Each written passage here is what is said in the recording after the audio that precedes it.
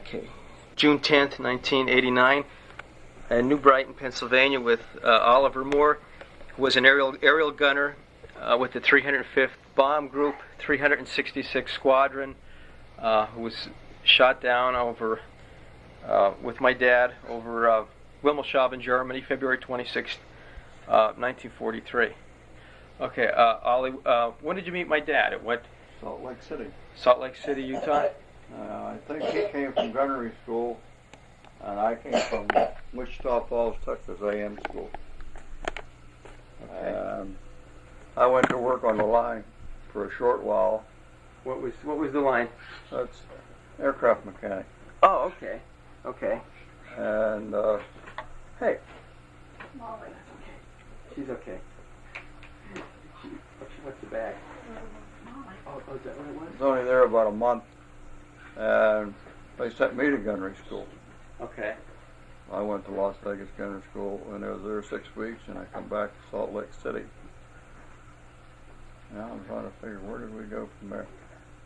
We flew for a while out of Salt Lake City, but not as a crew yet. We didn't have enough airplanes. We only had 4 B-17s for a group of 4 squadrons, and you're supposed to have 7 to a squadron. We only had 4 for a group, so we wore them airplanes out pretty fast. And all the crews were using them, and from there we went to California, Mojave Desert. Okay, what year was that then? That would be 42. In the summer of 42. Summer of 42, okay. And we received the full complement of B-17s from Sacramento. Oh, okay. While we were there, we got them 3 and 4 at a time. And there we formed as a crew. The captain, myself, pilot, and co-pilot, and your dad, we all were on one crew then. That was in California then? Yeah. Okay. They formed crews, flights, and squadrons there. Oh, okay. And from there we went up to Spokane, Washington. We did bomb training up there. Okay. A little bit of gunnery, not too much gunnery, mostly bomb training. From there we went just a short way to Ephrata, Washington. Okay. And we did a lot of gunnery training there. And then back to California, to Mojave Desert, and we did more. That's the first time we ever practiced as a group bomb runs on a desert out there. That was by July or August of 42. We left for Tucson, Arizona. Okay, he said mentioned Arizona, okay.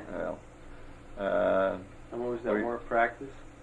We would practice, we'd fly straight out over the ocean there, out over the South Pacific, southern part of the Pacific Ocean, and had gunnery practice there again. And then they brought it all to a close. We left our B-17s there and came by train from Tucson, Arizona, to Syracuse, New York, a little wee place outside of Syracuse called Mattydale. Okay, well, who was in the crew then? There was Captain Trivet, Lieutenant Dorfman. Lieutenant Dorfman was a bombardier. Van Halle was a navigator. Mercer was the co-pilot. Trivet was the pilot. I was the engineer. Galloway was the radio man. Carroll was a ball turret gunner. Satterfield was one waist gunner. You were the engineer?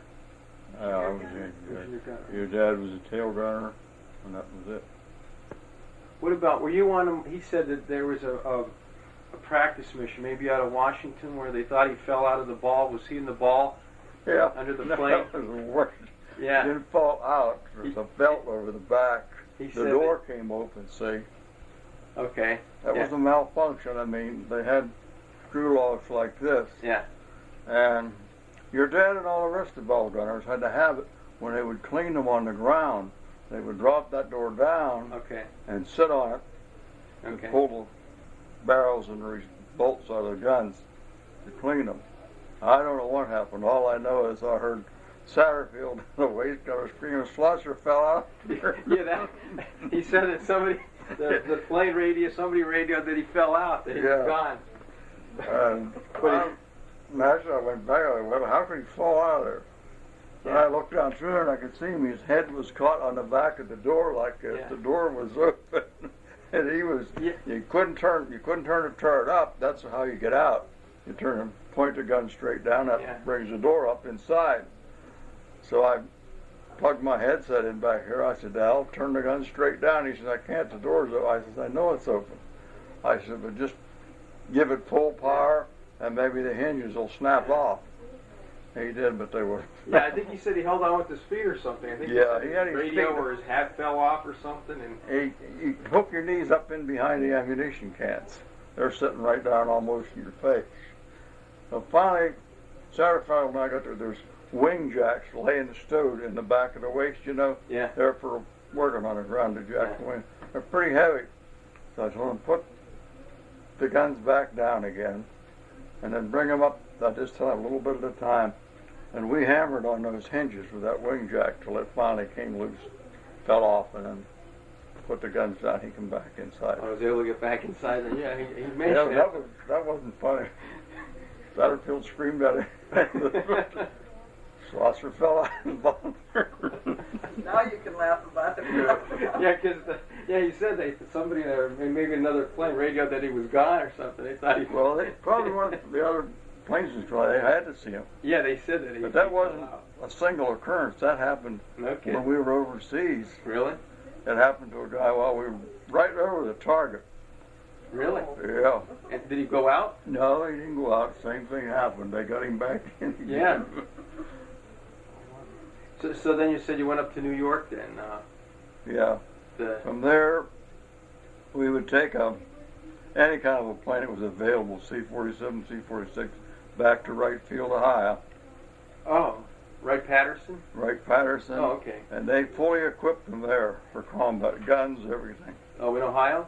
Yeah. Oh, really? Oh. And we'd fly them back, one crew over, two crews over. We'd fly 2 or 3 back to Mattydale. We got them all up there.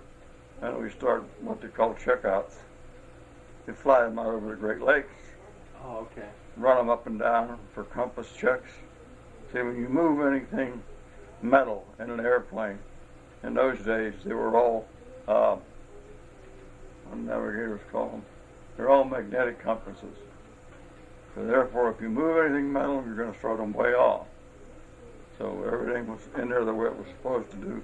And they would swing the compass. They would do celestial navigation, dead north, turn around dead south, and watch the compass while they were going to see if it was reading the way the celestial navigation chart said it should. And at the same time, we do fuel consumption. I do that with the navigator. With meter exactly 1,000 gallons in the wings. Yeah. How much did the plane hold? 1,700. 1,700 gallons? Yeah. What was that, like high octane gas or? 110 octane. Oh, really? It wouldn't function very well on anything else. Really? And that's about all. We didn't no more gunnery practice. They said something we might do some gunnery practice out over Lake Erie, but they said that was a little bit too scary. Really? They didn't want anybody doing that. So then from New York, then you left. New York, we went. When did you leave? Let's see. Late, Was that in the very fall? late in the summer. It would be late August or early September of '42. We left Mattydale Airport up there. Went Presque Isle, Maine. That's above Bangor. Oh, okay. Even north. Remember when we were up there? As I told you, Presque Isle is even north of here. And there, we just sat around and knew nothing hardly. They were waiting on long-range weather forecasts over the North Atlantic. They didn't know whether to let us go that way or send us all the way south and go over the South Atlantic, because at that time of the year, your winter storms start to move in. See, it was earlier mid-September. I don't remember the exact date. They got a favorable report, and we went on up to Gander Bay, Newfoundland. Oh, okay. And that we first saw our first Spitfires and British Hurricanes. They were training pilots up there for the RAF. Oh, really? Oh. And I guess we sat around up there about 10 days or 2 weeks. And the ground crews installed some kind of new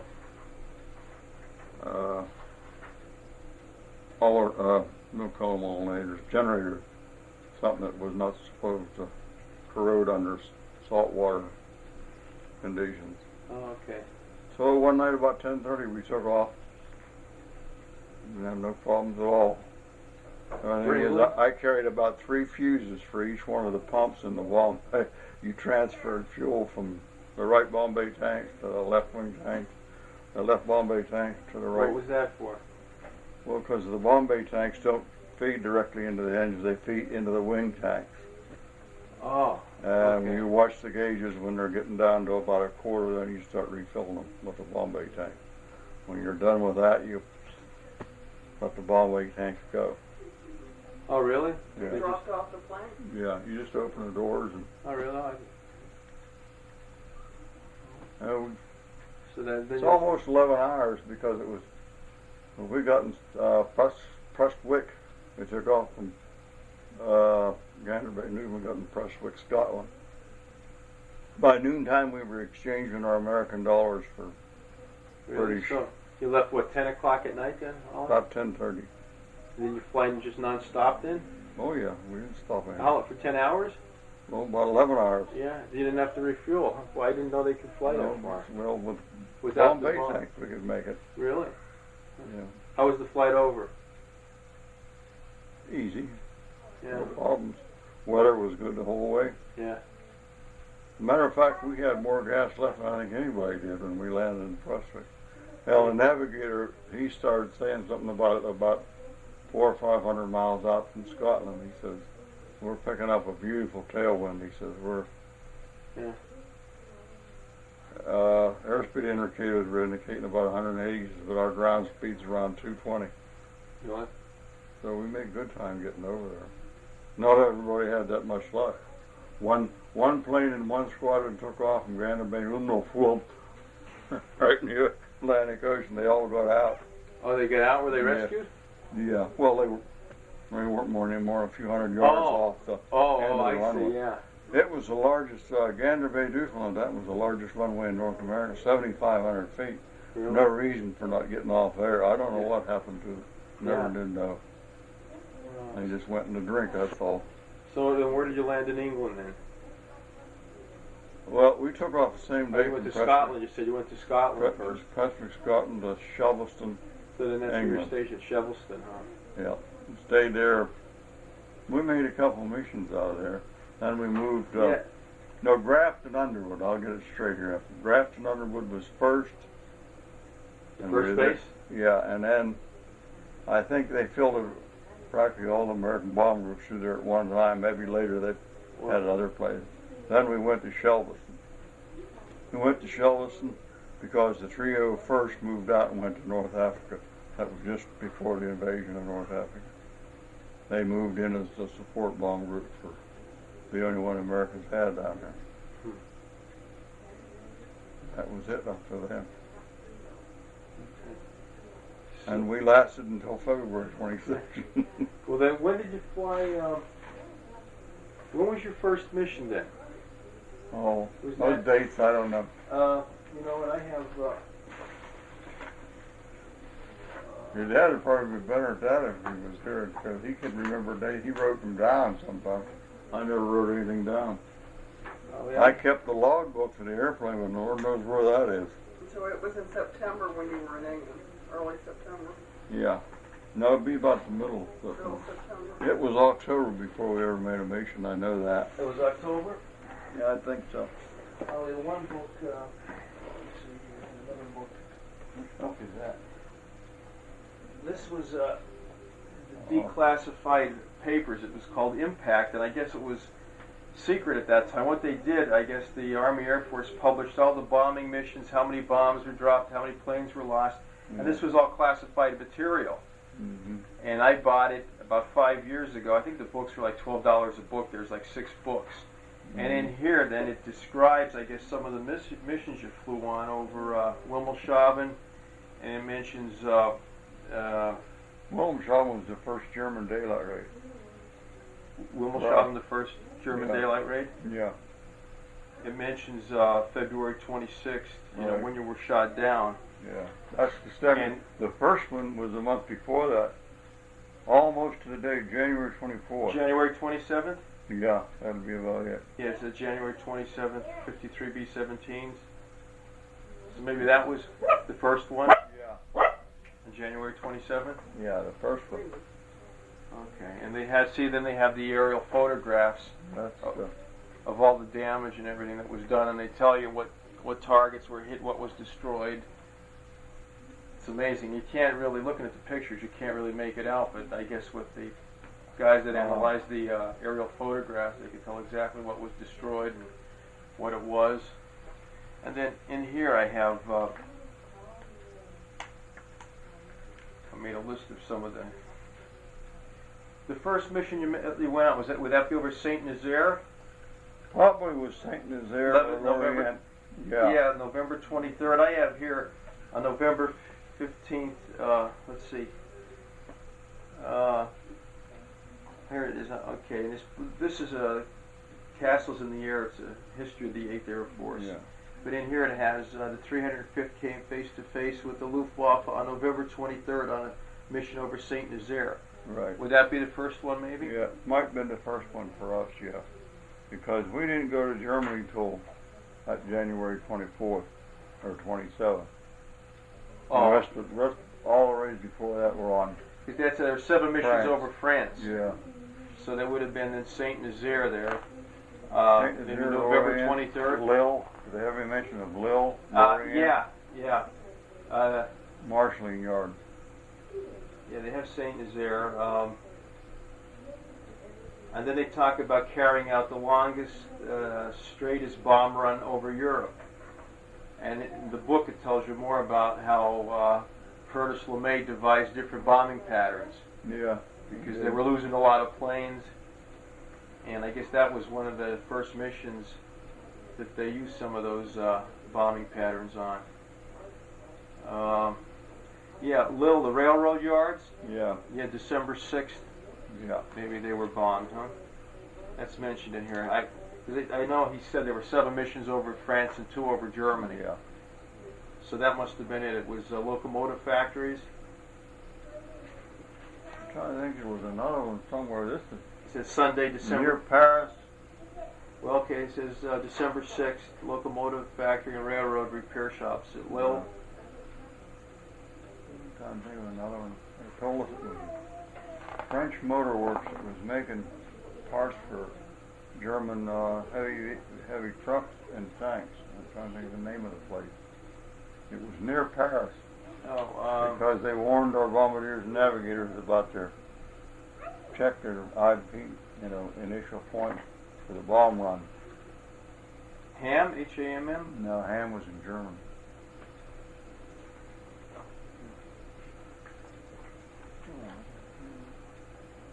Saint Germain or something like that. Romilly, Saint Germain, Romilly. Oh, That really? was it. Supposed to be a French motor works of some sort. Let's take a look at that. But I underlined some of the missions and I made notes on it. But that tells you about the first couple there, and it goes up to, when it was. It covers the whole history of the 8th Air Force, but it does mention all of them in there. So they were probably the ones you were on.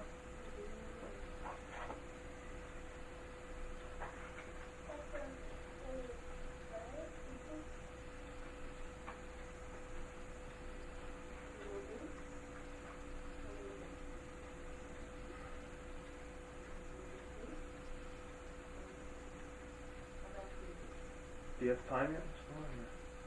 Do you have to, let me know if it's too late. If you have to, what time you go to bed? They're not Oh, going sorry, anywhere. you said to me, I'm fascinated listening. I'm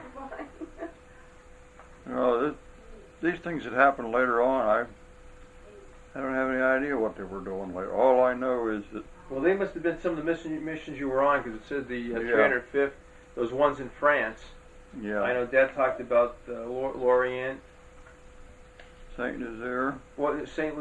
Nazaire? They were what, submarine pens? Yeah, submarine pens. Okay. Lille was the marshalling yards and Locomotives and trains. locomotives.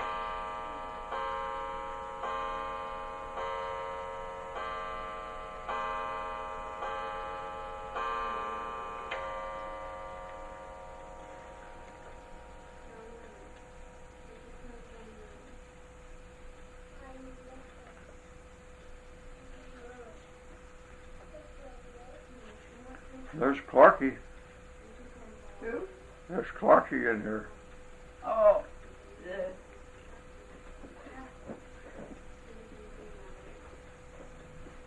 The maid chased him out of our group one time.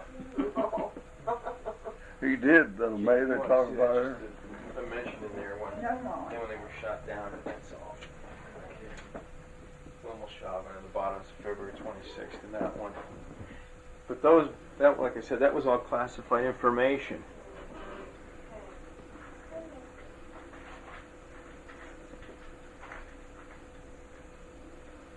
I'll have to see if I can get you a copy of that book, Castles in the Air, too. That was the whole history of the State Air Force. Yeah, there's like 6 there, but they cover like the war in the Pacific, Europe. But it was, like I said, it was all Yeah, my brother, when he was in the Air Force, got a letter saying the material was now declassified. And so that's how I ended up with them. I must have had them 5 or 6 years now.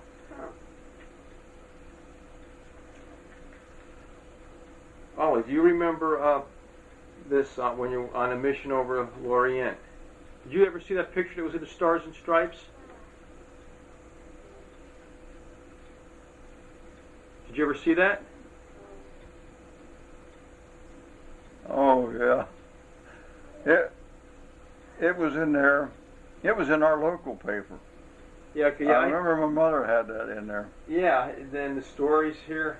Yeah, I have the whole paper at home. Yeah. But this was the article that went with it right there. Yeah. Yeah, around Yeah, I remember that. Now, see, that's the only place that there's a half decent picture. Yeah, what happened? Trivet. See there he Yeah. is, right there. Of course, he's The mustache? Yeah. Half his head is behind, intelligence officer. No, there's the intelligence officer. My dad's brother found the copy of the original paper, so I have it framed, but I'm going to copy it with that article in it, the whole article. And that goes with the article. They were shut down February. February 26th.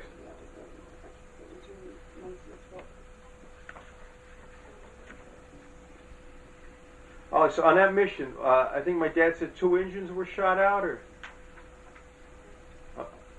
on Lorient.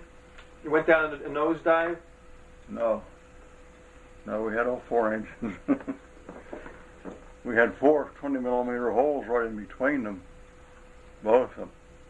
We lost all the trim tab controls. I know because I went over the plane when What all happened? 4 engines were okay. And what? Well, the FW, I don't know whether he was the one that was shooting at us, really not. He come right up along the right-hand side and stayed right underneath our right wingtip for about 10 or 15 seconds. Really? I think he had one of them nose cameras in the left-hand side. Oh, really? And I think he was taking pictures trying to figure out why we wouldn't get down. I couldn't. Because the wing tanks What had been happened? holding, because when I got inside and dropped the flaps down, gas ran out, and I thought, oh boy, how in the world, the superchargers kept from making them things blow, I don't know. And we landed at Land's End, that's the southernmost very tip of England. And the pilot flew it the old-fashioned way. See, those planes had trim tabs on the main controls. Oh, what are they? They help you steer. It's like power steering on a car a little bit. Because that 30, 35 ton of airplane, going at 180 miles an hour, you don't have the strength to move the controls without power assist on them. It was all shot out. 'Cause I remember ducking down on his feet, and he had his feet braced up on the cross pedal and his arms wrapped around the yoke, trying to hold it up. That's why we fell at 7,000 feet. They cut, that one got behind us, he cut, he didn't get the main control cable, so we wouldn't have come out, but he got the trim tab control cables. Oh, so that's why the plane dropped? Yeah. And my ammunition, I remember that all flew up out of the cans. Really? It'd come back down in the same place, but Is that when Dorfman tried to bail out? I don't know. I don't think he did. No, he didn't. No, my dad said he kicked and kicked the door to bail out, and the door was jammed. Your dad might have been right. And he said the next day he went to church to mass because he said he was so thankful that he said if he jumped out, if the door opened, he would have drowned, I guess, Yeah. or over water. Yeah, because we were out over the bay of Biscayne. Yeah, I heard him say that a couple of times that his Dorfman kicked the door and it was jammed and he couldn't get out. That was the last mission that Lieutenant Van Hal flew with us. Why? What happened to him? Him and Truman had a falling out over why we went back over Lorient twice. See, somebody boo-booed. The lead navigator brought us back in. When we come in and got all shut up, we didn't have any bombs. We'd already dropped them. We were down about 10, 12,000 feet. And when you came in a second time? Yeah. As a matter of fact, I watched the squadron in front of us. I seen them put their gear down. They thought the cliffs in front of them were Dover. And they were the cliffs above Lorient. And all.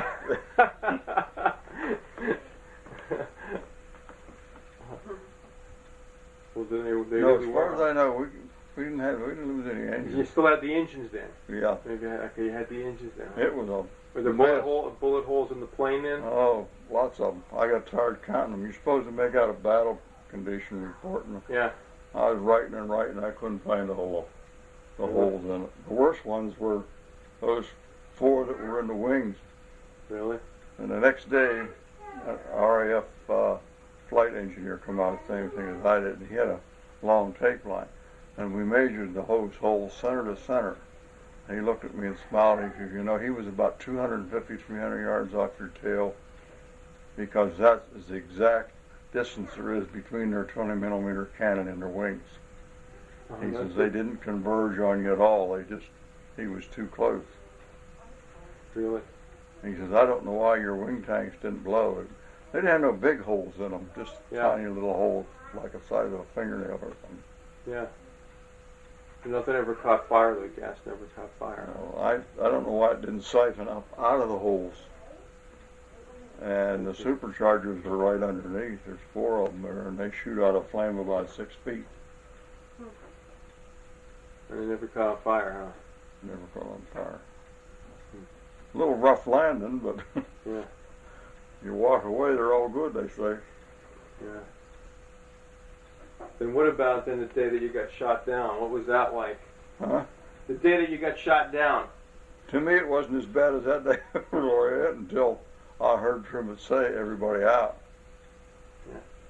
Yeah. Carroll Johns, he knew more about it than the rest of it because he was underneath, and that's where all the damage was. What happened to the plane?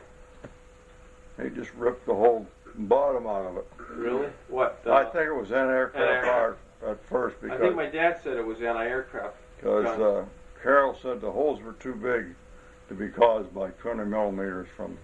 He said the right inboard engine, that right inside. He said just like somebody reached up and just ripped the whole cowling right off of it. Oh, really? Yeah. And So- there's a 40-gallon tank in there that holds oil for the engine. You see, regular engines are constantly circulating. They don't have a crankcase like your car or anything like that. Oh.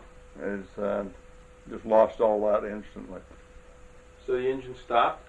2 both inboard engines stopped. Were the outboard engines going yet? They were still running, but one of them was shaking real bad. I know the Yeah. one on the right side. Was the was plane shaking. staying up then? It wasn't. No, It I was starting could to go tell down? we were losing altitude. Well, wasn't it on fire too?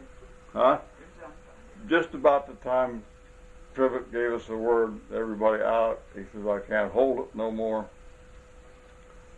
I opened the bomb bay doors you step out of the turret and there's a cover plate there. You pull the cover plate off and pull this toggle and the doors, and if the bombs are in there, they go out, but they weren't in there. They had already been dropped. The doors come off. That's so that nobody up front hits the doors when they bail out. Oh, who went out first then? Oh, I don't know. I might have been second or third. I don't know. I wasn't too far behind. Yeah, who was the last? In the back, I couldn't tell about who was in the back because you can't see back there. Yeah. The door's closed anyhow. Well, didn't you say the plane was on fire? It was. When I went through the bomb bay, I felt the heat. Oh, it was? It was probably burning in through the wing wells. Yeah. They usually do. The fire, you don't see all that smoke. You see these things in the movies. You don't see all that smoke from a plane that's really on fire. Because you're going so fast, huh? You just see a white haze like. Yeah. Yeah. So where did you land in when you jumped out? What did you think? On the beach at Wilhelmshaven. Really? On the beach? Yeah, I did. I lived on the beach. Yeah. I had maybe 100, 150 yards from where the tide was out. And you're lucky to land in the water then, huh? No, it wasn't in the water. I was on the You sand. hit the sand, huh? Yeah, the water's about 150 yards away yet. Were you captured as soon as you hit the ground, or? Yeah, I could either go toward the ocean or back toward the seawall, and coming down over the seawall, I could see these 4 German soldiers just taking their good old time coming down toward me because they knew I didn't have any place to go. Yeah. They just spread out a little bit, about 10 or 15 yards apart. Was there any other of your crew that you could see close to you? I didn't see anybody till they took me back to the schoolhouse where they were collecting. They started to come in there 1, 2, or 3 at a time. I think Schlosser was the third one they brought in. Really? Yeah.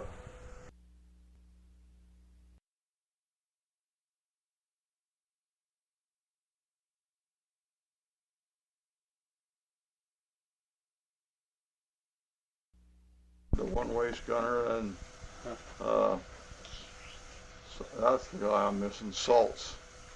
Oh, He was okay. I think the- I heard that name. Yeah, he was the other Jewish boy. Oh, really? Yeah. He was from New Jersey somewhere. Yeah. He come in, and I don't remember. None of the officers, we picked them up in another little place. They put us all in the back of the truck. We went somewhere in the truck, I don't remember. Oh yeah, we went to this big administration building. And we stayed there, I think, all afternoon. They fed us at dinner time.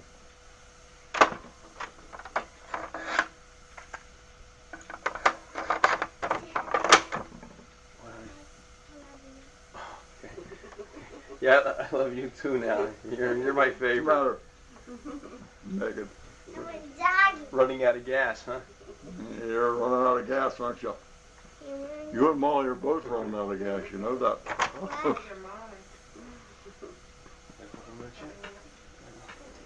Ollie, so so then you're all rounded up then, and then Yeah, they had us all there in this did they administration. interrogate you or anything, or? No, they don't do that, sir. Right. Actually, no. Personal inquisitiveness on the part of the Luftwaffe soldiers. See, they were all Luftwaffe. In the German army, anything to do with air defense is Luftwaffe. There were no Wehrmacht there, they was all Luftwaffe. They'd ask you questions, you know, about yourself or something like that, but Yeah. you could tell they weren't professional interrogators. We met them later. Yeah. But we stayed all that night there. And so they had a RAF come over that night for a while, but I didn't hear any bombs, so they must have been going someplace else. My dad said one guy that interrogated him was formerly from Scranton. He started asking my dad, "Did you know where Governor James lives in Plymouth?" And my dad said, "Yeah, his father was a friend of Governor James." Here the guy was a mining engineer, and when the war broke out, went back to Germany. But he knew Wilkes-Barre better than my dad did. Yeah. Yeah, he told him about different things in Wilkes-Barre and Plymouth, and Had a lot of them Milwaukee Germans over there too. You know, the Milwaukee area is highly, has a lot of German descendants. people that went back to fight for Germany. Well, you'd get two different stories. Some of them went back, and a lot of them were second generation Germans, like their uncles or their parents or something took them over there in 1938 for a visit, 39. And if you were of German descent, Germany don't recognize anybody else's citizenship except their own. Oh. So they stayed, whether they wanted to or not. And most of them, a lot of them, couldn't speak very good German. Oh, really? They spoke better English than they did German. And you could tell them from the Germans that had been educated in England. See, a lot of the officers were educated in Cambridge and the better schools over in England. But you could always tell them right away because they had that accent that they were taught. And they couldn't fool you that they were Americans because Americans didn't talk that way. Yeah. But these ones from Milwaukee, they could fool you because they knew the slang and they could answer all your questions about baseball and everything else. So what prison camp did you go to first? Do you remember? 8B in Poland. Poland? Really? Yeah. It was a huge place. I guess they told us, I don't know, they told us it had been there since 1916 or 17. It was used as a PW camp in World War I. Oh, really? No. Yeah. It had everything in it. So was everybody there from the other gunners there then too? My dad was there? Oh, yes. Mostly, there weren't too many Americans up there. Oh, really? No, very few. They were RAF, all kind of English colonial troops. Oh, really? Dutch, North Africans, French, Senegalese, nationalities of people I didn't even know who they were. Yeah. How long were you there? We weren't there very long, but maybe till spring, April. And then where did you go? You remember? 7A, first time around 7A. 7A. Where was Mooseburg, that? Mooseburg. Oh, Mooseburg. We weren't at 7A very long. Went back to 3B, Furstenberg, right outside of Berlin. How come you kept moving around? What? I don't know. That was their idea. That was their idea, huh? Yeah, that's what I didn't understand. Why you have to move? How did they move you from one camp to the other? Did you have to march or were you transported or? Boxcars, 40 and 8. Really? And trains? Yeah. And I'm trying to think where I was. We were most of the summer at 3B till July and August. Then we come back second time around 7A. We couldn't figure that one out. And that's where we picked up the 3 Russians. Yeah, who were these Russians? They were They were out on a work commando. See, the Russians they worked. They wouldn't send us out to work. They were in a German factory somewhere working. Oh, really? Oh. And the factories had civilian supervisors in them. You know, and seen to it that everything was done right. And one of them must have been a no good SOE because we don't know which one of the 3 did it. But one, Alex, Nikolai, or Sergei killed the German supervisor. Oh, really? And not being entirely stupid, instead of running, they come right back to camp. Oh, really? They came right back in with a work party returning to camp. As luck would have it, there was 2 Canadians and 1 American that had been there. This was an American infantryman, not Air Force. Oh. They all had papers and they had these phony civilian clothes, and they went out that night. And they did something they shouldn't have done. They left all the only ID they had, their personal dog tags there in camp. And Alex, Nikolai, and Sergei took their dog tags. And it wasn't even a week after that, we went to 17B. Oh, so we got 17B, I suppose, sometime late in the summer of 43 or early fall. We stayed there. Oh, really? 17B, and that's where you stayed till the end of the war. That was, well, see, when we marched out of there, I guess war was over, what, May 8th? Must have been the end of February. We marched out of there. To where? But Alex and Nikolai, and they didn't go with us. Matter of fact, there was 200 GIs didn't go with us. This I did not know till last year. That's when we went to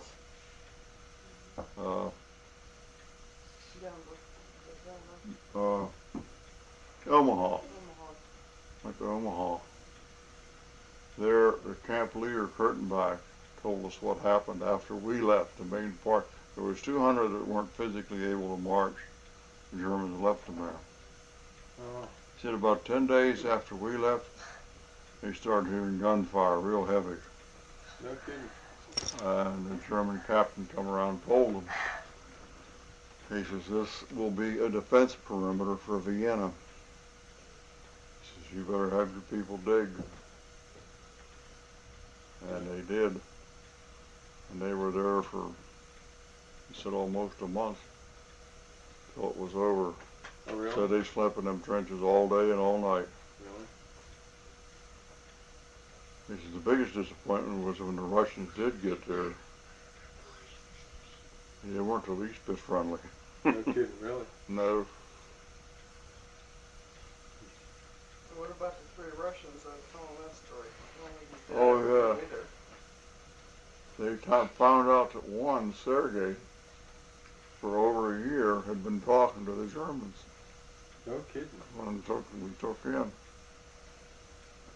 Sergei was talking And to the Nikolai and Alex found out. So they come up to Kurtenbach the last day, you know, when the Russians had left Raymond camp. They come up to Kurtenbach and they apologized to him and said he made us feel ashamed for what you did for us and what he did. He said, but don't worry about him anymore. We know where he's at. And that was the last he seen of Nikolai and Alex, and they never did see Sergei after that.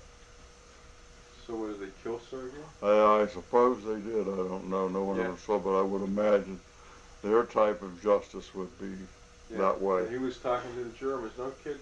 Yeah. Because I heard that name mentioned. They mentioned it. But I didn't know this till Dad never knew what happened to him till last when we had a convention in Omaha. Kurtenbach told us. He says that was really a scary 3 weeks in there.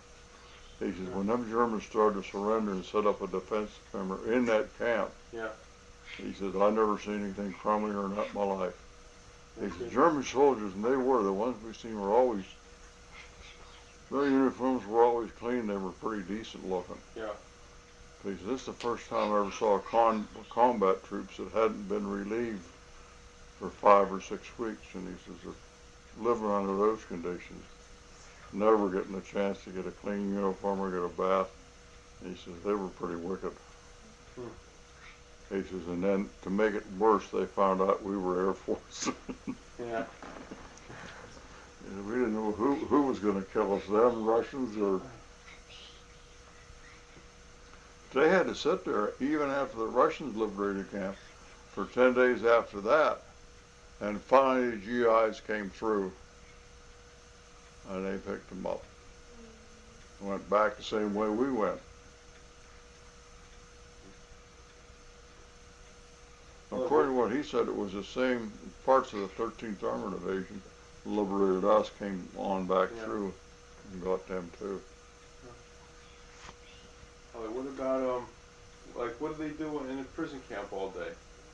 What do you do? Yeah, just read or sleep? Sleep? No, nothing, huh? Yeah. Mostly nothing, or not too much in the way of recreation. What was the food like? Occasionally there was some, not too often. Yeah, was there turnips, turnip soup or something? Rutabaker. Rutabaker, yeah. Your dad knew all about them rutabaker. Yeah, yeah. We just found some notes he kept. I think when he maybe had for the hospital, VA hospital years ago, had a report whatever he experienced in prison camp, and my mother just found some diary. File for some kind of did he? To file some kind of claim. Oh, some kind of claim it was, and he recorded some of the things, and in there he mentioned about the turnip soup and Breadboard soup. they, yeah, I don't know if I heard that one, but that they would have gardens and they plant things, and then the Russians would come in and destroy everything. Yeah. The Germans would make the Russians prisoners come in and rip everything out before it got ripe.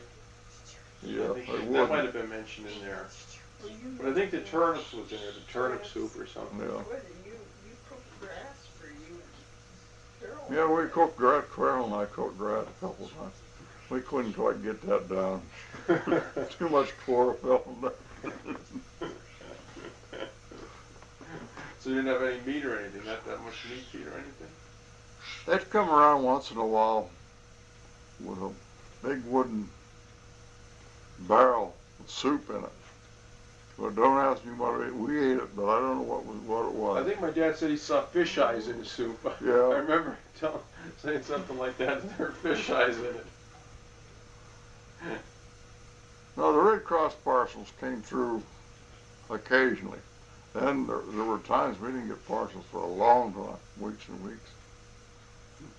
The Germans I know were ripping them off because we'd see Lucky Strike and Camel cigarettes they were smoking, Yeah. and I know where they got them. Yeah. You had, didn't you have make bread out of? Huh? Didn't you make bread and use the toothpaste to make it rise? Oh yeah, I used plain flour and used toothpaste as baking soda in it, most of it. At least it did in those days. Really? And then it'll leaven in the bread a little bit. Oh, really? No, Molly, you Is it baking soda? Yeah. Baking soda is what you use the toothpaste for. I mean, that's what you substituted it for. The German bread, my bread there, it had it stamped on the bottom, it made in 1939. Really? See, it was German military bread, and it was sealed in, it looked like a wax container. I don't know what it was. Individual loaves. And that's what it was for. It was for long-staying, what the Germans call, we call them K rations, they call them iron rations. And they had big, round, brown cans. And this had bloodwurst in it. What's that? Blood? It's just the innards out, all kind of meat made up into a gel, Oh, really? like a lunch meat. Oh, boy. That doesn't sound too good. And potatoes. No. They had potatoes, a few. But their military system is entirely backwards from ours. When they were in the line, in other words, when they're under combat conditions, they ate good. If they possibly could get food to them, they got it to them. Our GIs in the infantry, they ate K rations. In other words, they hardly ate. About the only thing they hot they could get would be coffee. And they Really? made that out of instant coffee and Nescafe. Yeah. And they get the hot water by taking a Jeep and shoving cardboard up underneath the radiator and running up and down a hill about 3 or 4 blocks over a heat. And then drain the water out for make coffee with. But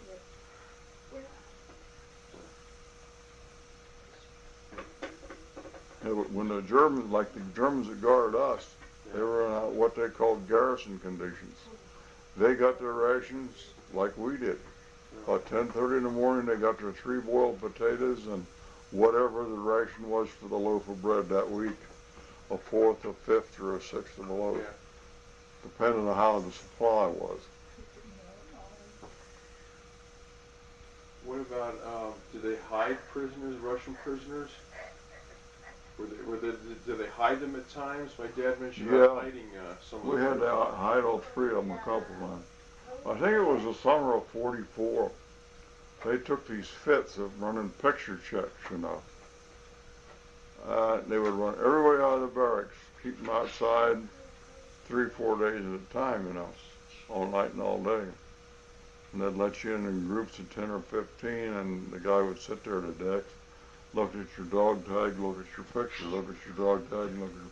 They were doing it deliberately, you know. They weren't finding anything they didn't already know. Yeah. They just wanted to be miserable, and that was Yeah. the excuse for it. And during that period, we dug a hole underneath our barracks, and Nikolai and Alex stayed under it. They took Sergei somewhere else. I don't know where they took him. And it was better you didn't know where everybody was, because I think they took him right next door to the other barracks. But he must already then have been talking to the Germans. Because I think by that time, they all three spoke pretty decent English, enough English to fool the average German soldier. I don't know whether they would, I don't think they could fool somebody that really knew the English language well, but the average German soldier might not notice anything about what way they talked. But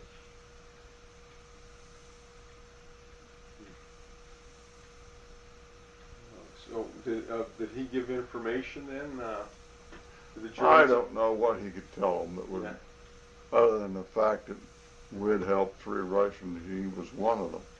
Whether he was hoping to get favors met, that would really, I can't see how it would have been of any interest to the Germans at that particular point in time.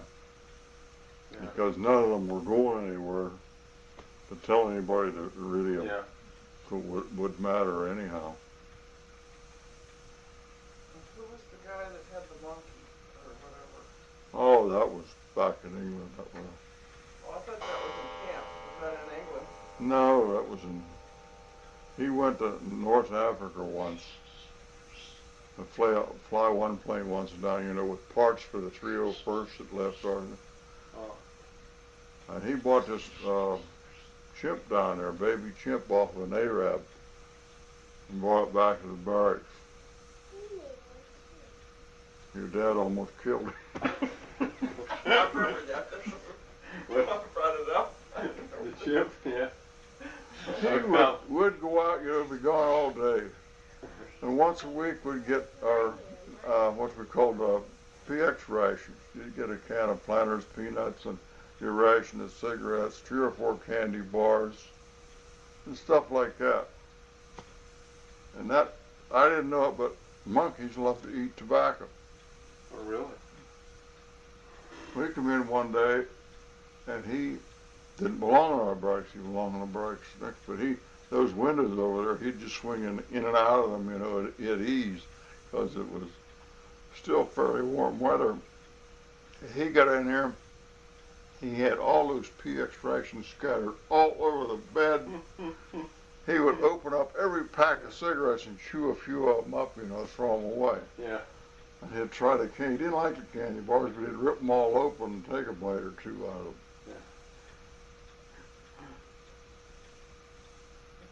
Then he was up in the rafters, he was sitting up there, chattering and jabbering. And everybody had a sidearm. Yeah. Like I had a 45 some, it was slugging a scabbard underneath the bed, and everybody else usually had a carbine. Yeah. Al took a couple shots at the monkey. He missed because the monkey bounced from one room. Put a hole in the roof, 2 holes in the roof. One story I thought maybe you hadn't heard. No, I didn't hear that one. I know he told me a story. One guy, there was a light that wouldn't go off. But he wouldn't put the light off in the barracks, so he shot it out. But then the guy was killed. I asked him whatever happened to the guy. I don't know who it was.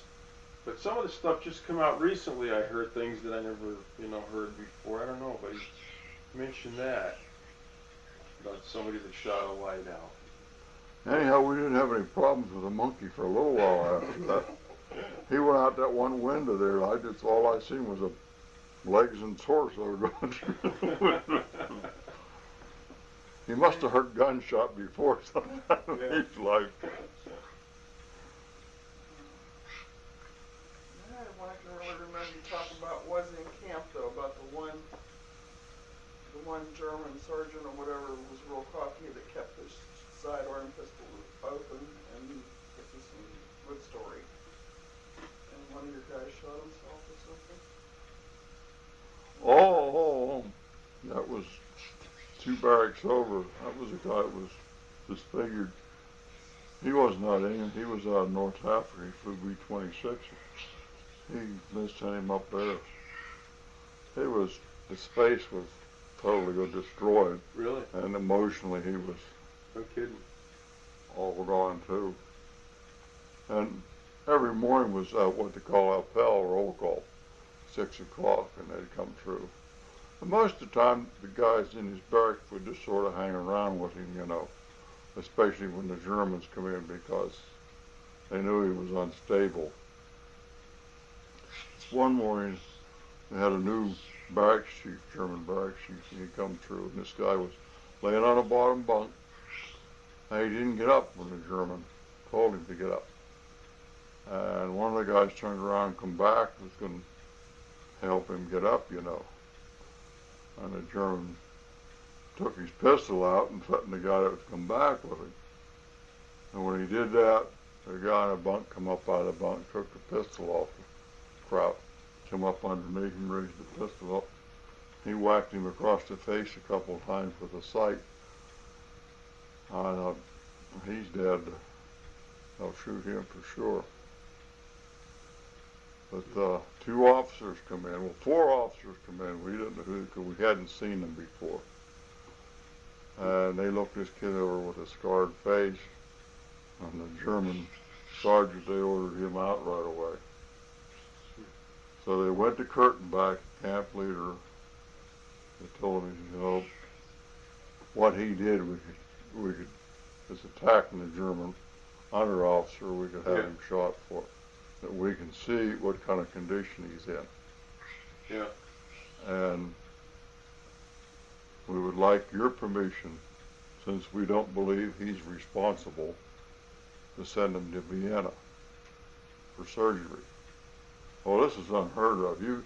For ordinary common things, you know, like guys that come in with wounds, they would barely take care of them. Yeah, do they have a doctor to take care of people? No, we ain't no doctor. No.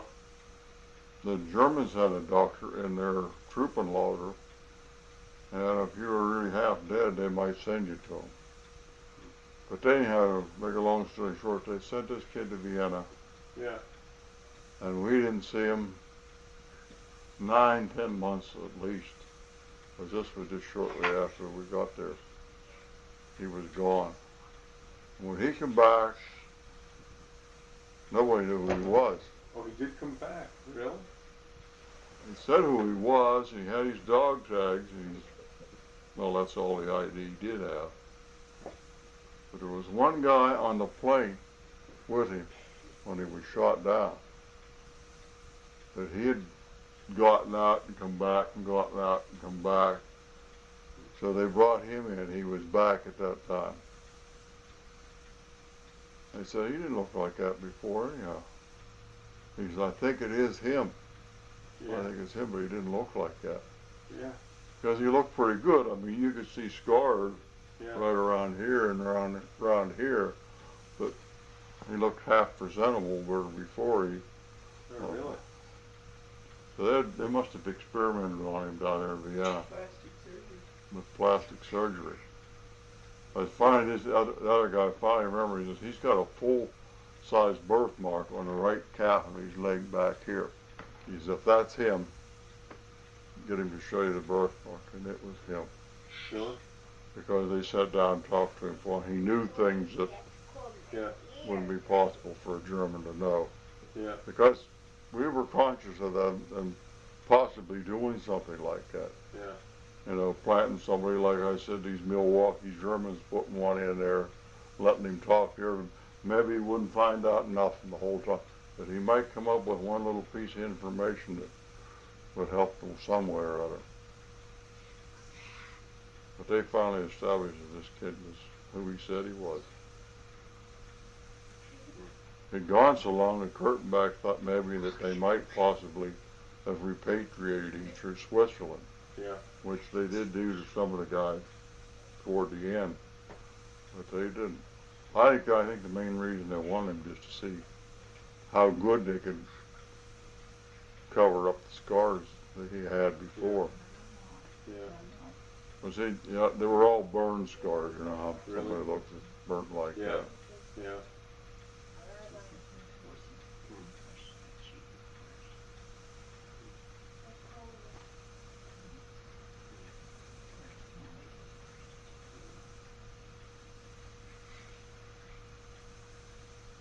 Anything else you can remember about my dad? Anything? Hmm? Anything particular you can remember about my dad? Oh, a lot of little things. I don't know whether anything to do with the war or not.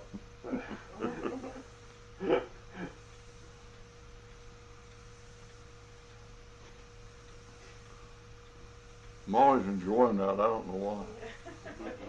Well, one of these horses smell like mint. No, it's a pony. She would love me. And she'll say, No, really, I don't think I remember too much more about it. she has a nose. So then you never, well, then the last time you saw him, I guess, was '79 then, huh? At the reunion. Yeah. Yeah. That was the last time I saw him. Yeah. Talked to him on the phone like that Yeah. at 88. When did we go to Omaha? 88? May of '88. Yeah. Just before that I talked to him. That's when I was trying to get him to come along.